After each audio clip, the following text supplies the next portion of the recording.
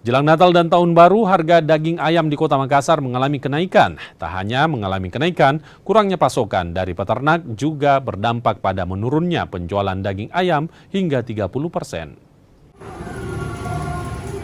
1 kilogram daging ayam kini dijual Rp38.000 dari sebelumnya Rp30.000. Naiknya harga daging ayam terpantau di pasar tradisional Pak Baeng-Baeng Makassar. 1 ekor ayam dengan berat 2 kg paling murah dijual di kisaran Rp65.000. Pedagang menyesuaikan harga lantaran harga dari peternak alami kenaikan. Pasokan daging ayam dari peternak juga berkurang. Jika biasanya pedagang menerima 800 hingga 1000 ekor sekali kirim, namun beberapa pekan terakhir hanya menerima 500 ekor. Paling murah sekarang penjualan 65. Itu ukuran berapa kilo itu? 2 kiloan. 2 kiloan. Tapi kalau untuk stok bagaimana Kak? Banyak ya atau seperti apa? Ya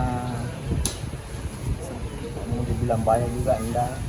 Karena sekarang waktu sepi-sepinya pembeli. Iya, seperti itu. Tapi pasokan dari peternak sama aja atau berkurang? Berkurang juga dari peternak. Berkurang sekitar berapa persen kira-kira? Banyak. Pengirimannya berapa persen berkurangnya? Sekarang agak berkurang sampai 30-40%. Kita memang biasanya berapa kita pengambilan per hari berapa ekor? 800 sampai 1000. Sekarang berapa mami masuk? 500 Tapi penjualan tak bagaimana, masih sama aja atau menurun atau bagaimana? menurun.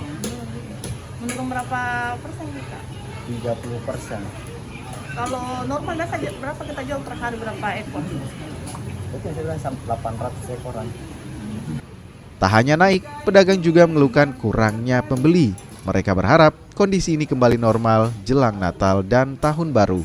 Nila Rustam, Kompas TV, Makassar, Sulawesi Selatan.